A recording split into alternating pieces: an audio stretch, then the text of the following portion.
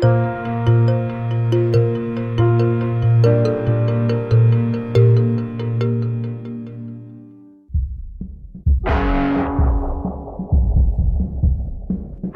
computer hacker group Anonymous is claiming tonight that it took down the website of the Federal Appeals Court in San Francisco this afternoon. They took down Senate.gov servers. They've taken down HB Gary. Sony's claiming they did $150 million worth of damage. So many confidential files that tonight, because of these hackers, can be in the hands of anyone. Visa, MasterCard, the PayPal situation. The criminals who hacked into Sarah Palin's private email. The Church of Scientology says Anonymous is a cyber terrorist group of religious bigots. Anonymous and this other group called Lulz Sec. They seem to be wanting to prove a point. Anonymous kind of was like the big, strong, buff kid who had low self-esteem. And then all of a sudden punched somebody in the face and was like, holy shit, I'm really strong. And Anonymous calls itself the final boss of the internet. And sometimes it proves to be really fucking true. You are going to violate the freedoms of the internet, you certainly better watch the fuck out. They are kind of the rude boys of activism. There's a real rough edge to them, which I think also is one reason why they garner so much love and hate from people too. They represent a certain sort of chaotic freedom. Individual, young, nameless, faceless folks are having geopolitical impact. I mean, it's both exhilarating to realize that and terrifying to realize that. It kind of depends on how that power is wielded. We are legion. We do not forget. Expect us.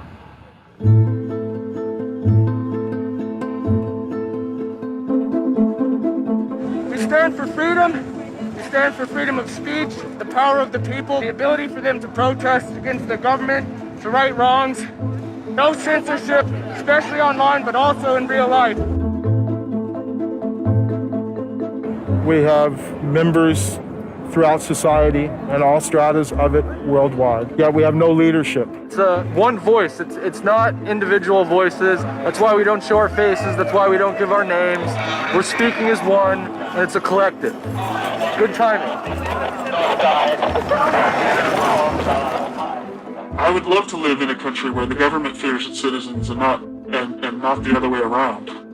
But right now, plenty of anonymous actors are in hiding because of fear of reprisals by the government.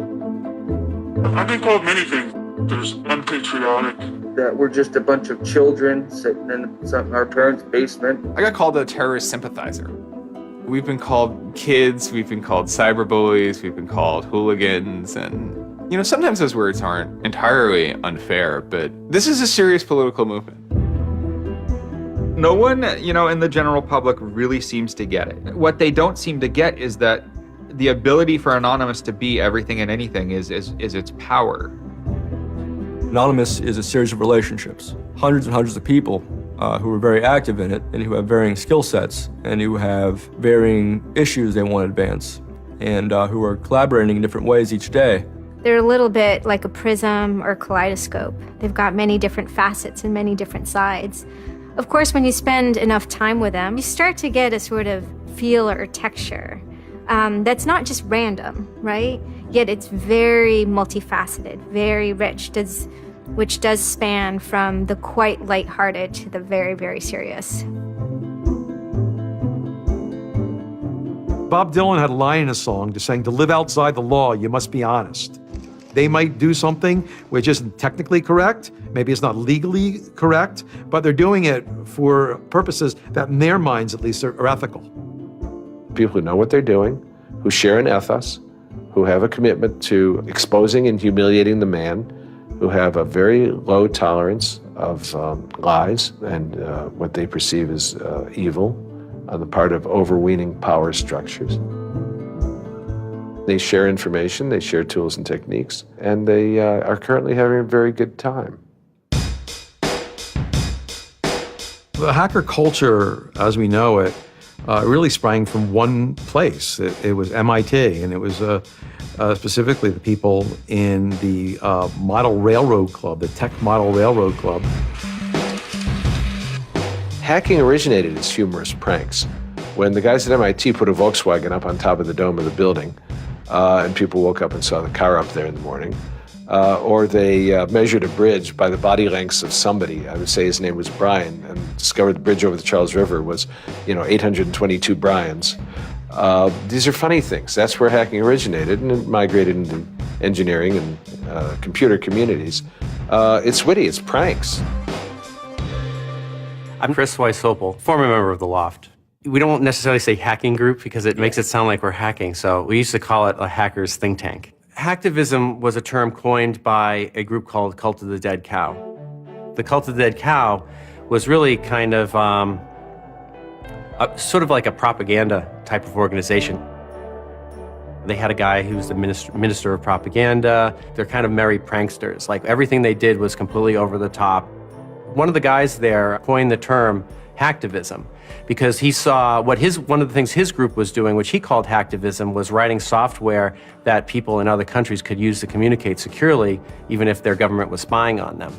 So the principle was freedom of expression. It was everyone should have access to the internet. Everyone should be able to communicate and get their message out on the internet. Even more important in countries where there was repressive regimes, that if you said something against the regime, they would come and take you away, and you weren't saying it anymore. Just like in traditional activism, it spans the full gamut from sit-ins or pickets to actually spiking trees and pouring sand in the engines of construction vehicles. I mean, there's real sabotage. The same thing does all fall under the hacktivism label. There is a spectrum. There's sometimes a strong anarchist flavor to it as well. It's resistance to authority and those who would impose groupthink and group behavior on people, which was rightly perceived to be a consequence of the digital revolution as it was used by people in power to do hacking on behalf of righteousness and to redress the grievances of the world. Lance lowered Don Quixote on his horse, nag though she was, flying at the windmills of modern life. Anonymous grew out of what's known as 4chan. And essentially, this is just a website where people can upload images and you don't actually give your name. It's just sort of anonymous. When you look at 4chan, you're often surprised because it looks like a site from like 1995 or something. The idea is very simple. You post a comment and you post a picture. And you can post under your name or anonymously. And it's separated into boards about particular topics. So there's topic on anime, there's topic on weaponry. There's like a 4chan board for origami, and you just upload interesting pictures of origami.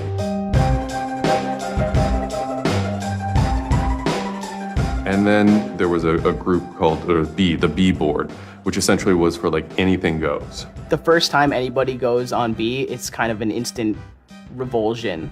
Because there's never a time that you go on there where you don't see something horrible. That instantly puts off a lot of people. The idea is post something that can never be unseen. Half of the posts on B are there specifically to make people not want to come back to B. It's what you get when people are allowed to express themselves with absolutely no restrictions whatsoever. It's the kind of sum of human imagination, and people can get together and think together without any limits or parameters. It's the most vile, disgusting, and funny thing on the internet.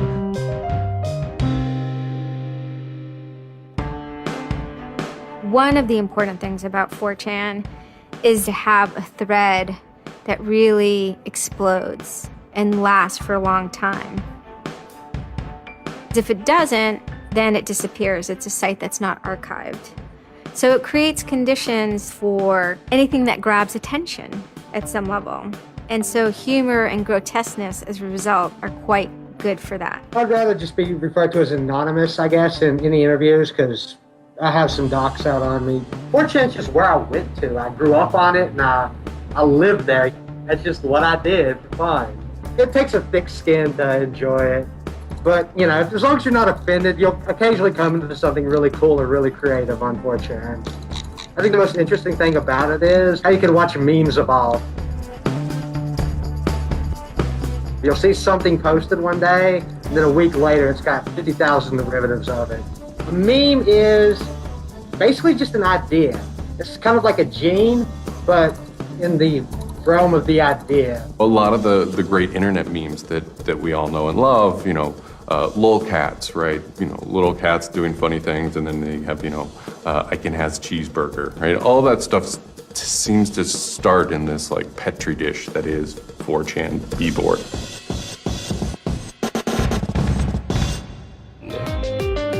Say it publicly and you're insane. Chocolate rain. Name any meme from the last about 6 years, and I'll bet you either in its first posting ever was on 4chan, or at least one of its earliest revisions that became what it was on 4chan. I can see the food situation is so we'll be on our way. It's basically the best breeding ground for internet culture, as far as I'm concerned. With your neighborhood insurance rates, chocolate rain. 4chan is also very known for acts of trolling.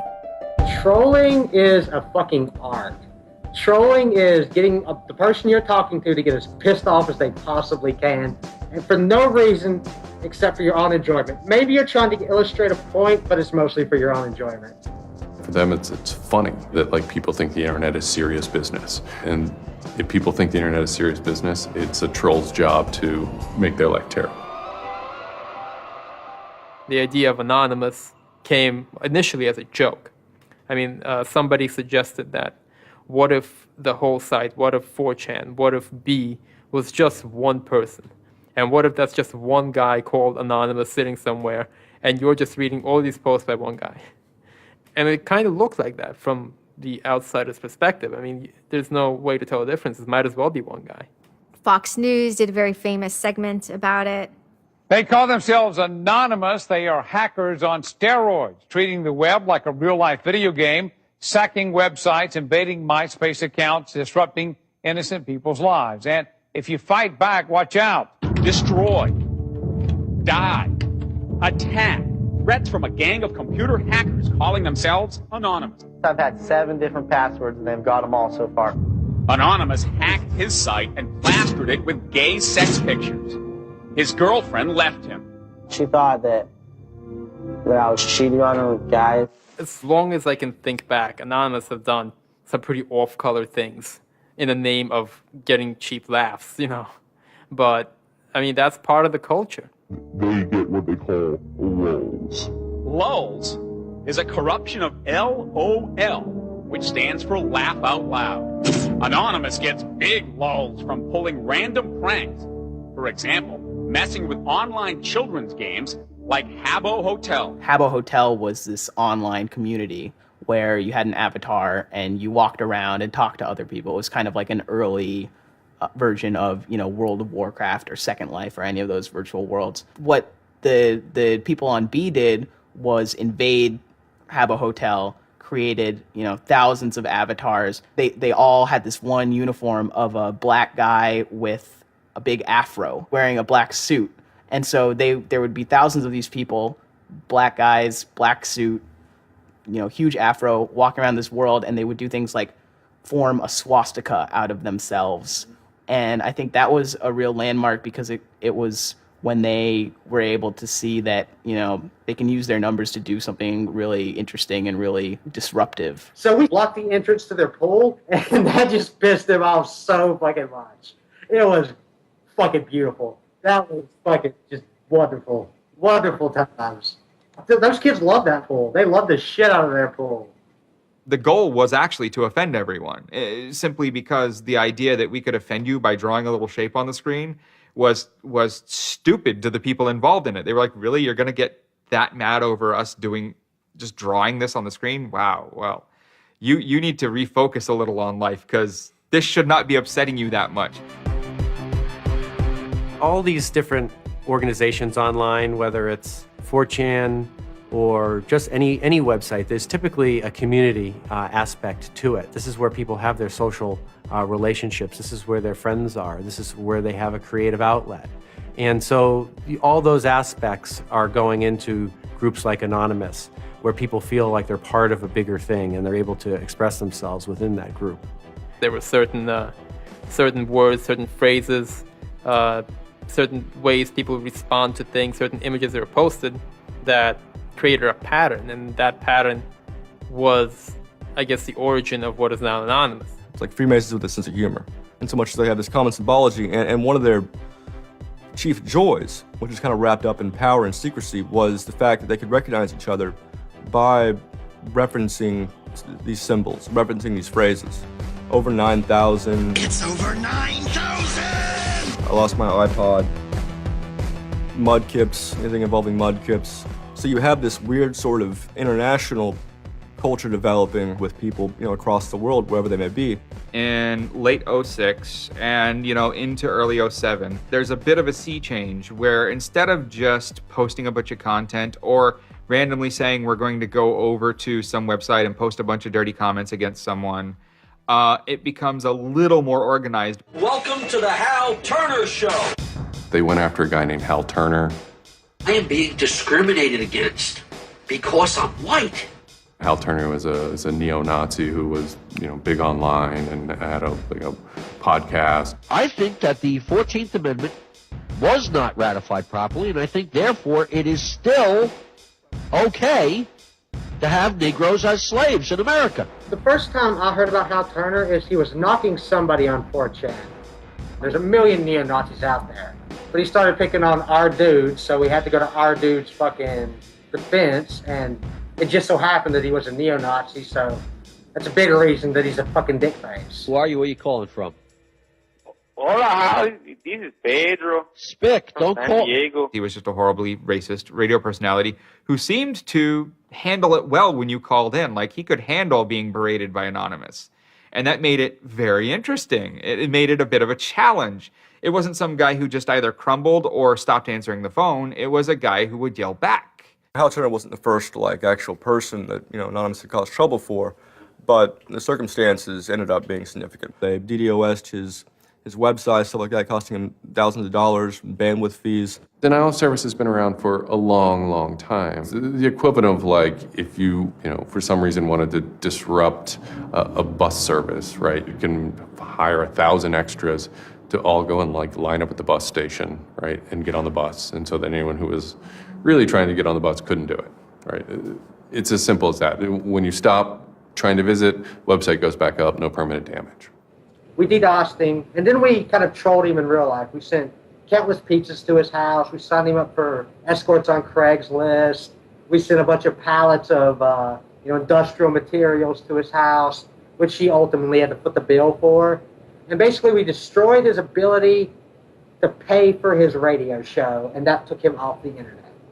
And then they ended up getting some real hackers to help them out. This wasn't sort of pranks. They actually were able to get into Hal Turner's private servers and his mail servers and find some interesting emails that he was serving as an FBI informant, which, if you're a right-wing neo-Nazi, is not a good thing to be. And obviously him being an FBI informant and also his reaction, his sort of douchebaggy reaction to the raids, damaged his credibility within the white nationalist scene, which is a shame. Hal Turner's gone. He's been prosecuted by the feds for threatening judges. What follows is a period of confusion and anger in which, the original Anonymous people, the sort who want to keep Anonymous as this nihilist little, ridiculous group, are upset that now, that the most terrible thing on the internet is now becoming a force for good all of a sudden. I'm Mike Vitale, and my handle is Seth Dude. Now, this is January 2008. Anonymous is strong now. We're not a little dinky fucking group anymore. This is millions of people worldwide, and we're watching. And then Scientology stepped in with a big target on its chest. A video came out of Tom Cruise. It was supposed to be an internal Scientology video, talking about secrets of Scientology. Being a Scientologist, when you drive past an accident, it's not like anyone else. As you drive past, you know you have to do something about it because you know you're the only one that can really help. It talks about you're the only one who can stop, bad things from happening. And so this is kind of widely mocked online.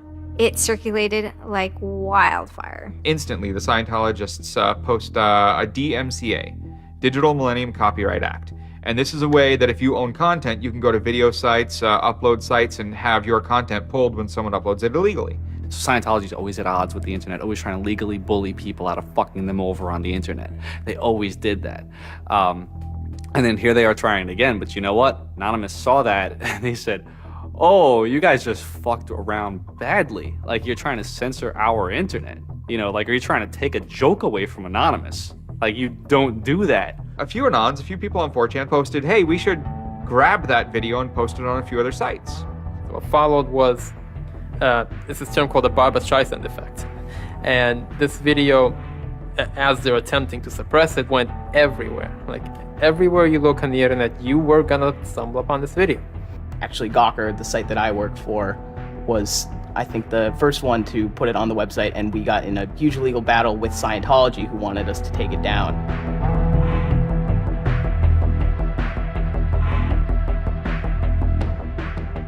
Scientology is an interesting target because in some ways it's the perfect inversion of what geeks and hackers value. At so many different levels: science fiction, intellectual property, discourses of freedom, science and technology. It's very proprietary, it's closed. And so in some ways, if you had something like a cultural inversion machine and you stuck geeks and hackers in there, you'd get something that looks a lot like Scientology. So it's quite offensive, and there's a real pleasure in attacking your perfect nemesis. And people who knew what Anonymous was to begin with were like, oh my God, Anonymous is going to go to war with Scientology. This should be really interesting. Especially because it's two weird-ass groups. I mean, I've been an Anon for a long fucking time. I know Anonymous is really strange. They're weird, and the stuff we like is weird, and it's really not mainstream at all. Now you have Scientology. Also really weird. A lot of crazy shit goes down. Anybody on the outside who's seeing this is going, let's watch these two retards fight. Like, both their pants are gonna fall down, they're gonna triple, and then it's gonna hurt everybody, and it's gonna be hysterical. And then that's when 4chan kind of reared into action, really reared into action. And they started to troll the Church of Scientology. And this took the form of pranking the Dianetics hotline, ordering pizzas. I go to call them on the phone and it's busy. And that's their main fucking Dianetics hotline. Their Dianetics 800 number, you can't get through because Anons have completely fucking clogged it and just probably saying stupid shit. The whole idea was just you call them just to keep them on the phone. What's an Elron? How do I Dianetics my face? They were not expecting that and they couldn't handle it. I'm Brian Mettenbrink. I had just gone to 4chan just on pure happenstance, and I saw a post about the Scientology thing, and I started looking up stuff, and I'm like, oh, this is actually for a decent cause. I think I'll, do this. Anonymous members have developed a distributed denial of service attack tool called Low Orbit Ion Cannon, which is a name taken from a computer game. Low Orbit Ion Cannon is what's called an end game weapon in Red Alert. All you had to do was literally follow instructions step by step. You do is you put in the site, you see that the IP is correct, you make sure that all these settings are good, and you hit the button, and off it goes. And what it does is it tells Scientology.org, in this case, it tells them to send their website to my computer about, I think, it was 800,000 times in a weekend, and I'm pretty sure I probably took it down myself a couple of times. It felt like you were making a difference, just you yourself, and you didn't even have to leave your home, And one of the guys said, we need to make a video. We have to make a video. Hello, leaders of Scientology. We are Anonymous. When the video came out on January 21st, that was one of the first times that Anonymous, as a culture, started referring to itself as Anonymous as a movement. That video probably changed everything. We are Anonymous. We are Legion. We do not forgive. We do not forget. Expect us. It basically looked like if a computer was going to tell you that he was going to beat the shit out of you, this is what it would look like. That one video really galvanized that moment of innovation. That's exactly like with that video, internet activism, as it's known today, was born. And you just see this consensus forming that it's going to happen. So we made the code of conduct. Don't bring weapons. Dress accordingly. Cover your faces, because they will try and find out who you are and screw with your life. Rule number 17. Cover your face. This will prevent your identification from videos taken by hostiles. Scientology has a history of harassing, stalking, and just generally doing horrible things to its critics. So people needed a way to hide their identities. A lot of people had very legitimate fears. They don't want to be followed home. They don't want to be stalked. They don't want to put their families and themselves in danger. Everyone was going, well, we're going to wear a mask. What's the only fucking mask that we all already know or have a joke about? And it's the Guy Fawkes mask. You see the movie V for Vendetta, the ending scene where everyone's wearing the Guy Fawkes mask. That is very reminiscent of what Anonymous thinks Anonymous is.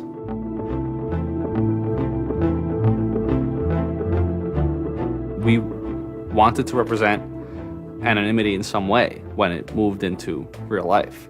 I think that the Guy Fawkes mask was one of the most natural things to happen. It is the idea that none of us are as cruel as all of us. You have this massive crowd of people who are anonymous that is going to fight against a bigger thing and win. Even after watching the video, it's like, yeah, this is great, but who's actually gonna do it? Who's gonna step up? Are people actually gonna get out of their house? And I guess we were really affected by the stereotype of that whole community, there being internet nerds, that too afraid to leave their mom's basements. No one thought that they were gonna come out. This is me on the way there. I haven't slept. I'm very fucking tired. And I remember going to the park that day, and it's really fucking early in the morning, which I thought was a bad idea. And I'm smoking a cigarette, and I'm looking around like, where the fuck is everybody? There's nobody here. So here I am, sitting in Bryant Park, waiting for the other announce to show up. I remember thinking like, oh fuck, like, am I gonna be the only one in the park? Am I gonna walk to Scientology with fucking 6 or 7 people? Which totally defeats the entire purpose of this, because now they could single me out, you know? Then I get up and I start walking around, and I see there's a lot of green balloons over there for some reason. On the other side of the park, there was like fucking 200 people. There was Guy Fawkes masks everywhere. And I'm like, holy shit, this is huge. There's a fucking lot of us. That's pretty good. I had no idea how many Anons there were until we started moving. And it just fucking got bigger. I remember walking through Times Square, and everybody in Times Square was an Anon. Like, and you know, this is like a fucking 1,000 person per like fucking minute foot traffic area. And everywhere I'm looking, I'm seeing fucking Anon symbols. It was fucking wild. It was really wild.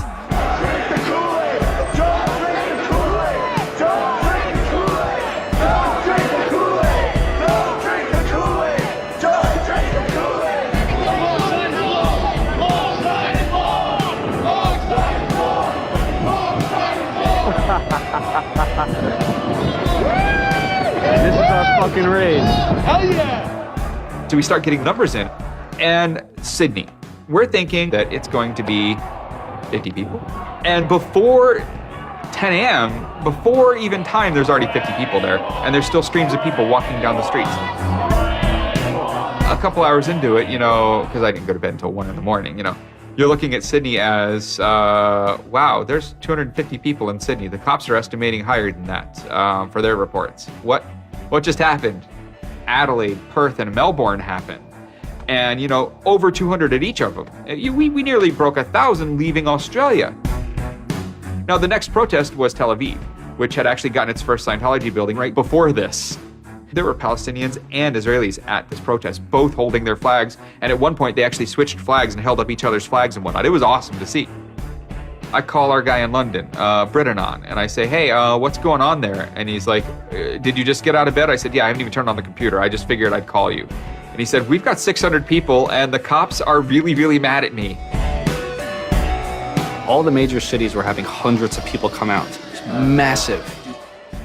Clearwater had like 300 people. I don't think anyone beat out LA. I think LA had over 1,000 people.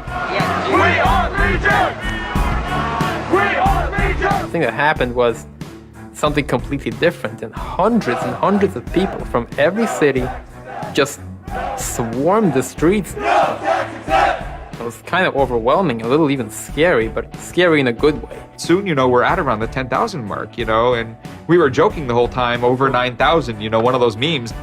It was too surreal. It was not believable. You go by what name? We are anonymous. It was very empowering, especially after people saw the thousands of people showing up. This was it. We owned the world at that point. We all met each other. The idea of an Anon is you're fucking alone until you get to 4chan, and then these people all think like you, And all of a sudden, you're not alone. You are with fucking 500 others, they all know the same jokes as you. They all clearly have similar interests as you. Here's your culture. You meet your own people finally. It's perhaps a little surprising. It's not just preteens or teenagers. There's a far more even mix of males and females than you would imagine otherwise. And there were a lot of these so-called guys who weren't socially good. They were very awkward. They still lived at home at 23, half of them virgins. And I'll tell you, the amount of those people who got laid from these protests happening is in the thousands that would not have for years probably. That's why those protests were so important. It was a chance to finally meet other people that were previously anonymous and unknown, and hence it was the moment of the end of their anonymity. Scientology, they kind of fought back, so to speak. They posted stuff online. While claiming they are peaceful, in less than 3 weeks, anonymous members made or encouraged 8,139 harassing or threatening phone calls, 3.6 million malicious emails, 141 million hits against church websites, 10 acts of vandalism, 22 bomb threats, and 8 death threats against members and officials of the Church of Scientology. They wanted to find me. They did. They hired PIs. They started taking pictures of us, threatening to sue us. I did the whole low orbit ion cannon stuff, and then I pretty much just went about my life after that for, I think it's 6 months, and then the FBI showed up here at my parents' house. 2 men got out of the car and took Flashed took their jackets off and laid their guns on the front seat and came up to ask us if Brian was home and explained that they were the FBI and they were looking for Brian, and I've never been so scared. I did the second most damage is what Scientology said. I sent the second most out of everybody. So I got the maximum for my category, which was 1 year in prison and 1 year supervised release. I think, the way I feel is for what I did was one of the most lopsided punishments I've ever read about or heard of. Yeah, I think it's ridiculous, especially the year supervised release where I can't touch a computer for a year. I'm not sure what that's supposed to solve except make my life difficult. So that computer behind me back there, I could go back to prison if I went over and touched it. I'm very proud of what he did. He stood up for what he believed in. I never would even dream of hurting anybody. It's just not me.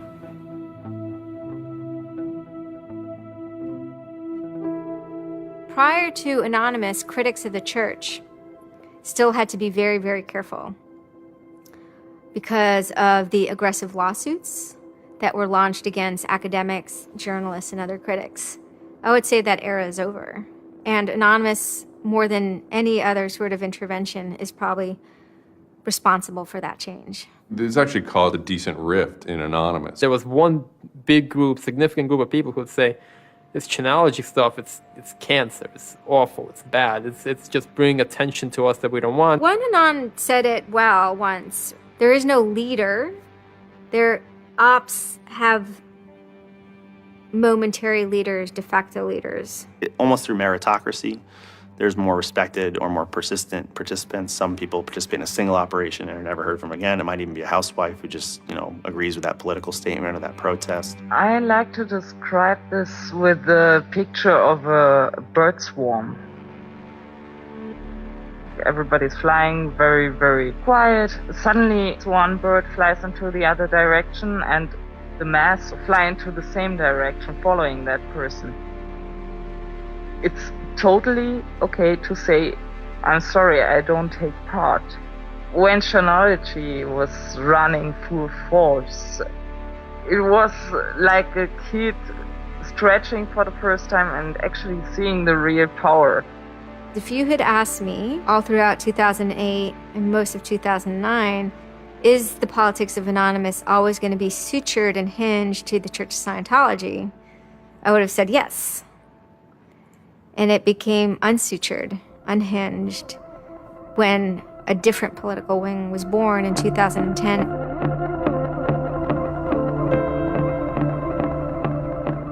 It is our task to find secret, abusive plans and expose them where they can be opposed before they're implemented.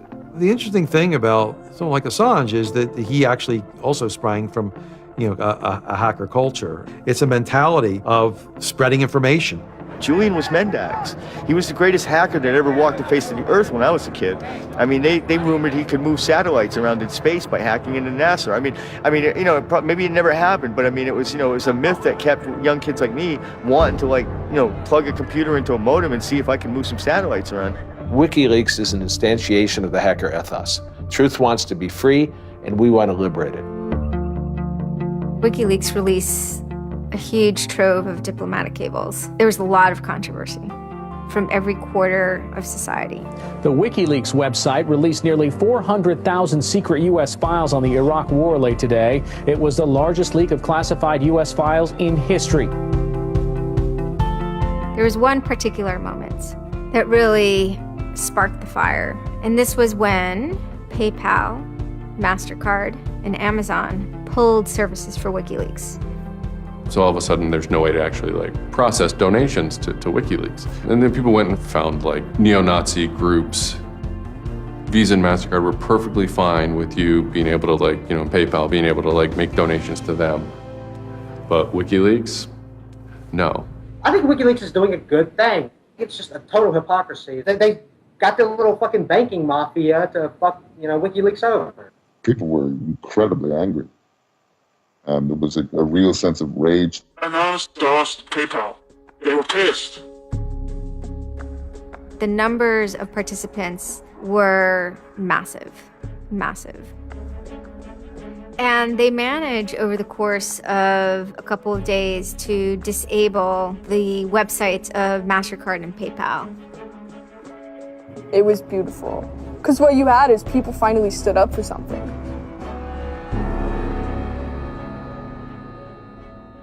My name's Pete Fine. You can call me an internaut or a hacktivist.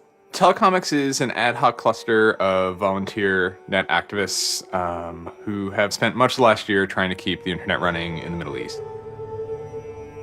In kind of the lead up to the Egyptian revolution, we would tweet on people's behalf. We would get people from Egypt who were unable to access Twitter on their own on our IRC network, and we would take reports from them and tweet them out using our account to kind of help them get the word out about what they were experiencing. Some of this shit is personal. And one of the things about the movement as a whole, when Egypt rolled around, is that Egypt broke us emotionally. Watching in real time with live feeds that we helped set up, Egyptians get massacred with machine guns. It was different, and I have never in cyber activism wept before. It's never bothered me like that. It's never been able to touch me the way Egypt touched me. And then January 27th, January 28th rolls around, and the Egyptian government starts shutting down the internet. I mean, just for the whole country. There's this fantastic traffic graph that you can see the traffic coming out of Egypt, and it looks like, like this, and it goes like that. Just totally stops. And we were just shocked. And we were just like, what the fuck? Like, what the fuck? To think that a country would completely cut itself off as much as it was able to from the outside world was pretty unthinkable. We know bad things go on in the dark places. That's the kind of thing that could start riots. I think when Mubarak did what he did, I think it really upset people here as well as in the Middle East. I put myself in their place, and I found myself in a desert of nothingness because he just wiped out everything that my world incorporated. That just showed me and everybody else that the same thing can happen at any time, at anywhere, in any government. Anonymous and the people on the internet stood up and said, go fuck yourself. You want to shut down their internet? Fine. The people on the internet will show them how to turn it back on. A lot of my friends helped with encryption, helped people on the ground in those countries validate SSL keys and certificates, and really showed them how to subvert their government and become free. And then Telecomics started to tweet connections to the internet, dial-up connections.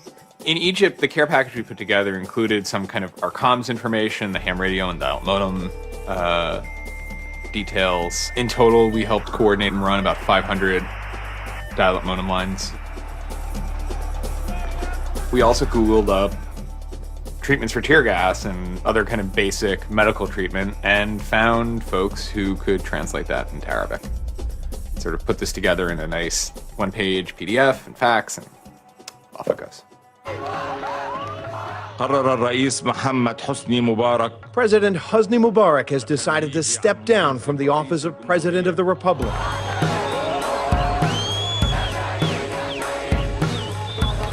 When Mubarak left, it was a hell yeah moment. People can rise up. People can make a change. And I think for a lot of people in America, it was the first time they had seen people rise up and take down their government and say, we're sick of this shit. We're sick of the oppression. We're sick of living as slaves to your power. We had Egyptians come thank us as we're doing this stuff, and I said to them, like, look, you guys just get our back if stuff goes down here. It's a revolution that was facilitated by the internet, by Facebook and by Twitter. Not caused by it. I mean, 50 years of dictatorship has caused the Arab Spring. But the internet has certainly been helping. Although it was awesome and it was one part we were fighting for me it was quite clear that it's not the end of the story. That it's not suddenly changing into rainbows and nine cats or whatever, but that we now have to watch even more. Suddenly on February 5th, Financial Times article comes out that we all see. And it's quoting this guy named Aaron Barr, who's the CEO of HP Gary Federal, which is an intelligence contractor. And Aaron Barr is telling this Financial Times journalist, Joseph Min, that he's been secretly monitoring the AnonOps server where all this is going on, and has done so for several weeks, and using his own custom brand of information operations techniques, has managed to identify the alleged leadership of Anonymous, including 25, quote, lieutenants, unquote, some sort. We have to see this document. Everyone wants to know. We don't need to destroy him. We don't need to destroy his company. So they get it. It was unbelievably easy to get into that network. Now, to put that in hacker terms, Anonymous is a hornet's nest. And Barr said, I'm going to stick my penis in that thing. The HB Gary hack brought about 70,000 emails. Probably the most important ones had to do with a proposal that HB Gary had already formulated. It was packaged up as a nice PowerPoint presentation, kind of act as privatized agent provocateurs, where they were going to discredit WikiLeaks. HB Gary was proposing submitting fake documents to WikiLeaks, and then when discovered as fake, the error could be called out and it would discredit WikiLeaks. Right. So there's a lot of like specifics that I can't talk about. So let me try to answer that though in a general sense. Well, first of all, it's probably no surprise to anybody. I'm not a big fan of WikiLeaks. I think that the broad purpose of trying to get as much information, proprietary or classified information for the government, expose that, is an extremely destructive and dangerous purpose. The proposals involve conducting information war on WikiLeaks and its supporters, creating dissension within WikiLeaks, DDoS attacks. You also wanted to launch cyber attacks on WikiLeaks infrastructure to get information on document submitters. Well, one thing I guess I want to make sure is clear is, none of those activities had actually occurred. In business, there's, when you start proposing or thinking about an idea, there's a brainstorming phase. And somebody says, well, what if, what could we do? What's theoretically possible? Well, still, this was an idea. This was proposed. This was something that you thought about. Right. They also wanted to go on a campaign kind of targeting Glenn Greenwald, who's a reporter for Salon, who's an outspoken kind of critic of the government and supporter of WikiLeaks. It seems like you're trying to attack a journalist here. Yeah, and I don't want to talk too much more about Glenn Greenwald, but other than, what I previously said is, there was never an intent to attack journalists, not on my part. I guess I should say, I should generalize that and to say that, I would never just outwardly attack a journalist, other than if I felt that there was a journalist in my mind that was acting unethically,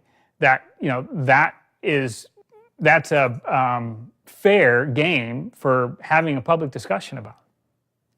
They were walking a very fine ethical line at points, and in many cases, the mass opinion is, no, they stepped well past it. I will not support broad theft of information released to the public, because that's nothing but destructive. If somebody has information that's been stolen from them, and whether or not WikiLeaks encouraged the theft of that, or whether or not it was just put in their lap, still they're threatening to release the information that is the private property of another organization. So your choices are to just allow that to happen, or to try to stop it. How offensive is too offensive? We've certainly seen a lot of strategy coming out of governments across the world now saying, publicly admitting that they need to develop better offensive strategies in cybersecurity, because defense as a whole, it isn't enough. It never is enough. In the court of public opinion, that took H.B. Gary quickly from being a perceived victim to being a perceived villain themselves. It was becoming harder and harder to distinguish the good guys from the bad guys. And then, kind of seemingly out of the blue, there was something by the name Lulzsec that sailed into the seas. Lulzsec, it's sort of a group, mostly from Anonymous, who, large part of the same people who hacked H.B. Gary. And they decided to form this little group and just carry on operations sort of outside the purview of Anonymous for a while. They hacked whatever they wanted, they released whatever they wanted. It's almost like they had no rules. They just said, this is what we're going to do. We're going to stir up the cart. We're going to make some trouble. We're going to make some waves. And they did. The majority of time, the majority of Anons are not doing anything particularly illegal. When they are, a huge number of them try to do that in a very specific political context. For those people, what Lulzsec was doing, they were funny, but they were attacking random targets. They were breaking the quasi-rules by attacking media. PBS's Frontline runs a documentary mainly focused on Bradley Manning, the alleged leaker to WikiLeaks. And a lot of Bradley Manning supporters didn't like it. They hacked a website putting a story that Tupac and Biggie had kind of escaped the world of celebrity fame and attention and retired quietly and discreetly in New Zealand. Lulzsec, when they attacked PBS, that gave me the creeps, As a journalist, I'm not too thrilled with the idea of someone judging that we don't like you to write that. We don't like your reporting, so we're going to shut down your website. I'm uncomfortable with that. It could be me, and I could be writing something about a group that they didn't like, and I'm happy to sit and talk with them about it, but don't shut my website down. This is obviously about freedom of speech, so attacking the press would be would sort of be a bit of a contradiction. So people have said, well, we shouldn't do that. And obviously LulzSec had a completely different agenda, so they had no problem doing it. Activism started to become sort of, I would say, almost more nasty, using, sort of more no-holds-barred kind of attacks, sort of more vicious attacks. They sort of saw themselves as going out there, breaking into like anything, everything, governments, corporations, police departments, largely for the same reasons Anonymous would. They went after Arizona for immigration policy, 50-day run, causing mayhem, havoc, and then ended it. The computer hacking group, Lulz Security, has announced its disbanding, saying it had achieved its mission to disrupt government and corporate organizations for fun. I call this whole thing the rise of the chaotic actor. And chaotic could be chaotic good, neutral, or evil. If you go back to the old Dungeons and Dragons charts. And some people see Anon Ops initially, let's stick with Anonymous, as chaotic good. They saw Operation Payback, or they saw attacking Scientology, and they say that's good. It's like Robin Hood, right? Chaotic good. Outside the system, but doing something good. Other people saw Anon as chaotic evil, like the Joker. They just want to see the world burn and doing potentially irreparable damage. And the truth is, yes, it's the entire column of chaotic.